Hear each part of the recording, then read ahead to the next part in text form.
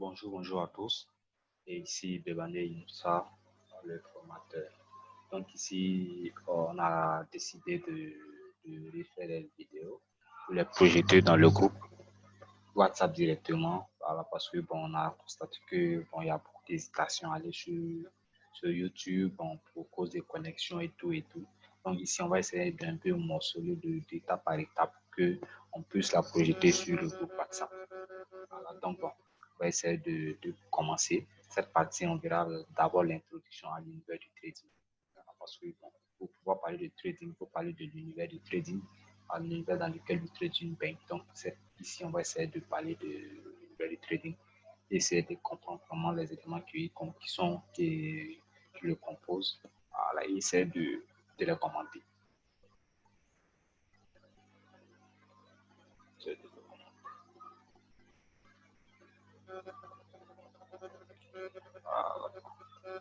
L'univers du trading. On va commencer d'abord de débuter dans le trading. Chapitre 1, introduction au trading. 1, environnement. Voilà. Donc, dans l'environnement, on a l'univers du trading. Ici, dans l'univers du trading, dans cette partie qui est l'élite mondiale de la finance.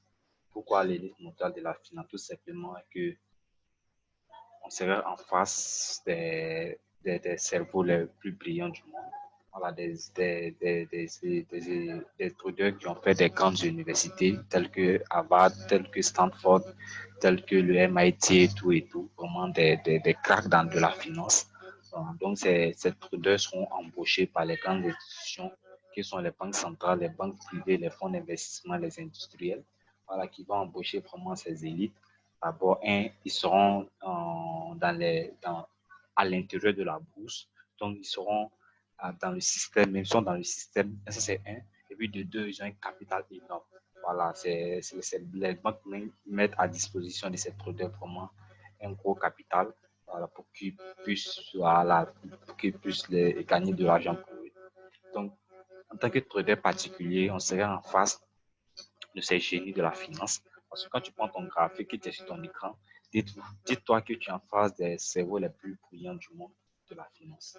Donc, voilà, on doit faire énormément attention sur le marché. Voilà, on ne doit pas aller comme des joueurs. Voilà, on ne doit pas aller sans avoir a priori appris au moins une formation et approuvé. Il s'est fait un peu former et vraiment voilà, se coaché par un mentor. Donc, l'élite mondiale de la finance, dans cette partie, parle un peu de ça. Voilà, il faut beaucoup faire attention. Voilà, on sera face à ces génies de la finance et on n'a pas assez d'argent pour lutter contre eux et on n'est même pas assez nombreux pour lutter contre eux. Donc, en plus, ici, on parle du marché le plus vaste et le plus liquide du monde. Le marché, et c'est quel marché? Ça, c'est le marché du Forex. Le Forex, c'est le marché des devises. Alors, donc, ici, c'est le Forex qu'on va étudier. Voilà, le Forex est le marché le plus liquide. C'est presque vrai. Voilà, il est seulement surpassé par un marché qu'on appelle le marché de la dette. Voilà, le marché de la dette vient de surpasser le marché du Forex. Voilà, donc, ce marché, vraiment, il a énormément d'argent. On parle de plus de 2000 milliards de dollars 2000 milliards de dollars qui circulent par jour sur le marché du Forex. Ça va être dans les échanges des devises et tout et tout. Voilà, donc vraiment, et ce marché est assez vaste pour que tout le monde puisse y trouver son compte. Voilà, à condition vraiment d'être initié, voilà, d'être formé et vraiment d'avoir les rouages du marché. Voilà, donc ici, vraiment, c'était un peu ça. Ensuite, les banques centrales, comme je le disais dans le premier tiré, voilà, ces banques centrales, banques privées, c'est eux qui font le marché. Voilà, c'est eux qui ont l'argent. Voilà, ces 2000 milliards de dollars sont à 99%, appartiennent à 80-99% par ces grandes institutions. On a les banques centrales, voilà, peut-être comme la Banque centrale européenne, on a la Réserve fédérale américaine, on a la Banque centrale, voilà, les banques centrales, les banques privées.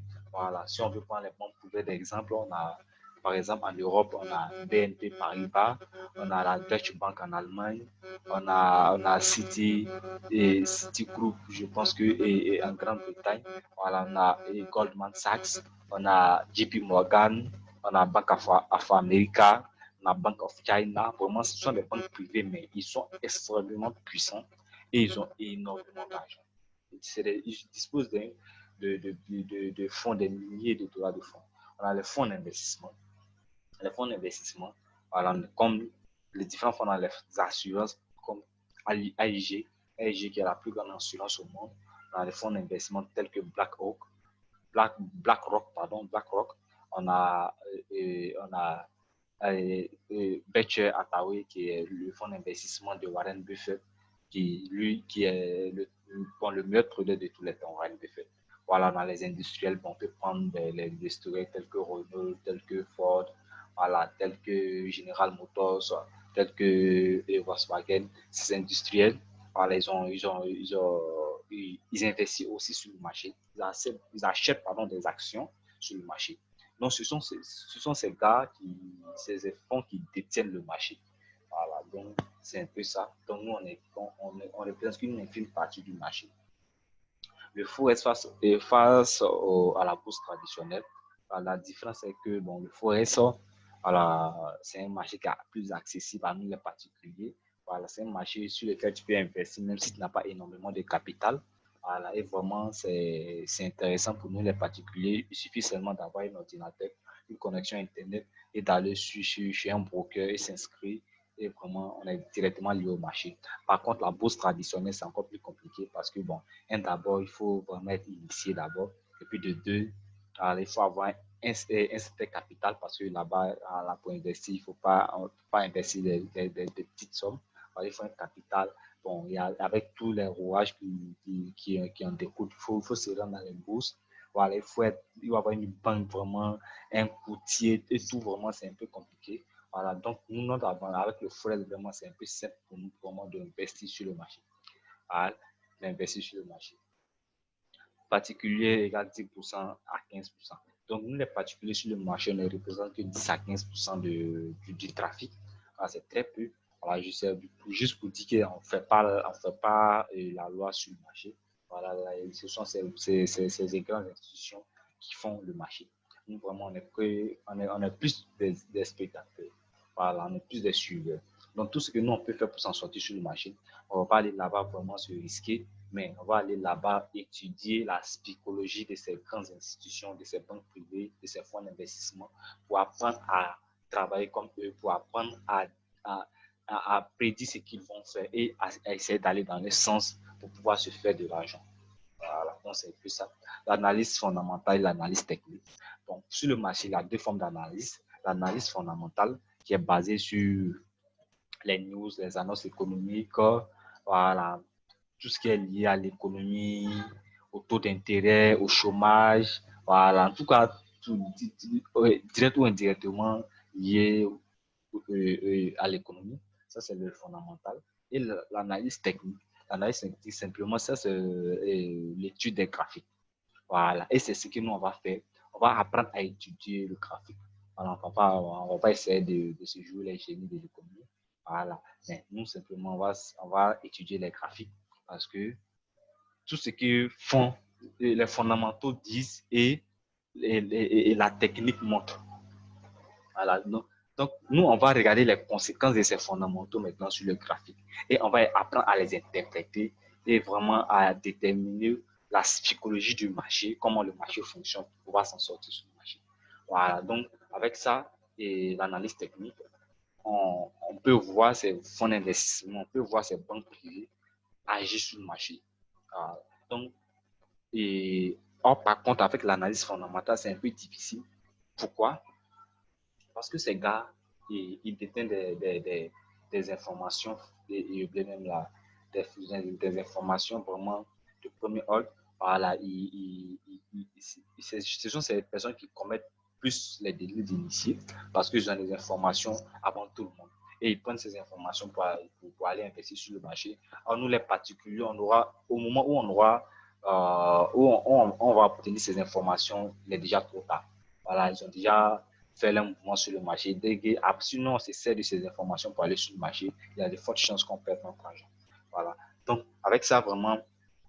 Or, par contre, l'analyse technique, lui, au moment où ces gars agissent, au moment où ces fonds agissent sur le marché, avec l'analyse technique, on voit ça déjà, ils agissent. On ne sait pas pourquoi ils agissent, mais on sait qu'ils agissent. Et on va essayer de déterminer dans le sens où ils veulent aller. Et nous aussi investir dans le sens. Voilà, c'est un peu ça. Donc, c'est un peu la différence entre les deux. Donc, en tant que particulier, vraiment, l'analyse technique est plus à notre avantage que l'analyse fondamentale parce que vraiment, on n'est pas des initiés, on n'est pas à l'intérieur des entreprises pour avoir les informations privilégiées et on va simplement se contenter d'avoir de l'interprétation des conséquences de les actes sur le graphique. Un casino pour les particuliers. Pourquoi? Parce que beaucoup de particuliers pensent que le trading, c'est un jeu. Un jeu qui est facile à gagner, qu'il suffit simplement d'aller sur le marché, d'investir à la hausse, acheter quand le marché monte, vendre quand le marché descend.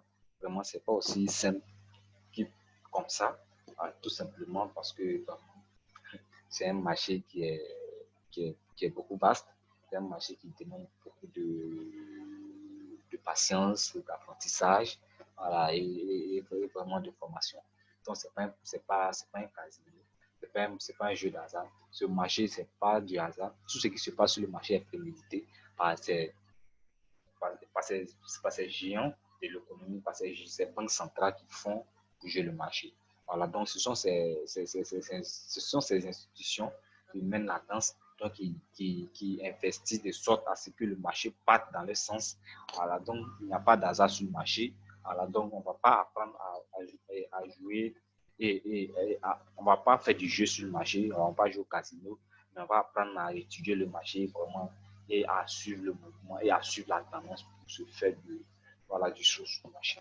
C'est un marché à risque, voilà, comme je le disais, c'est un marché à risque parce qu'on a énormément de prédateurs sur le marché. Que leur but, c'est de prendre notre argent. Ils savent que la majorité des particuliers sont novices, ils connaissent rien du marché et ils connaissent un peu la psychologie des débutants parce que vraiment, c'est des professionnels, c'est des gens qui sont aguerris, qui maîtrisent ce qu'ils font. Vraiment, c'est des gens qui sont extrêmement calés dans leur métier. Donc, ils vont nous induire en erreur et on va se jeter sur le marché pour perdre notre sous. Donc, c'est un marché à risque. C'est un marché à risque. Pour pouvoir se risquer, il faut vraiment se former. Il faut se donner le temps d'apprendre. Il faut apprendre les rouages du marché et vraiment évoluer petit à petit jusqu'à devenir vraiment rentable et vraiment à déjouer vraiment même à déjouer leur but. Apprentissage indispensable. Alors, ça va être le temps de l'apprentissage, de la formation, du coaching, que vraiment on va parvenir à être bon sur le marché, à être rentable. Passer de proie à prédateur. Voilà. Dès que tu arrives sur le marché, tu es une proie pour ces géants. Voilà, tu es déjà une proie pour ces géants. Donc, nous, après la formation, avec le coaching, on va apprendre à passer de proie à prédateur. Voilà, c'est nous maintenant, on va pister, c'est nous maintenant, on va essayer d'étudier la psychologie des novices, des traders novices, et la psychologie même de ces géants, voilà, de ces géants pour aller dans leur sens. Et vraiment, c'est comme ça qu'on pourra réussir sur le marché. Voilà, donc c'est un peu ça. Et ensuite, une guerre constante. Le marché a toujours été une guerre constante entre vendeurs et acheteurs. Voilà. Si les vendeurs ont pris le dessus sur les acheteurs, on voit que la bourse, les prix chutent. Mais si les acheteurs ont pris le dessus sur les vendeurs, on voit que les prix vont augmenter. Donc c'est un peu ça, c'est une guerre constante entre les deux. Nous, on va être là peut-être comme un spectateur ou non, pas un spectateur, mais un opportuniste en fait. Voilà. Et on va regarder, on va étudier, on va voir entre les deux qui prend l'avantage. Si c'est le vendeur qui prend l'avantage, on va vendre et on va se faire des sous. Si c'est l'acheteur qui prend l'avantage, on va acheter et on va se faire énormément de sous. Voilà, donc c'est ça un peu l'univers du trading. C'est un peu ça. Et c'est un peu le milieu dans lequel le trading baigne.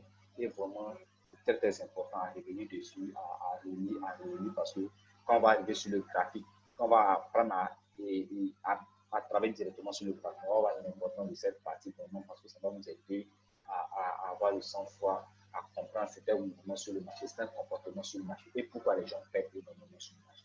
Donc, merci beaucoup à tous et vraiment à très bientôt pour la suite.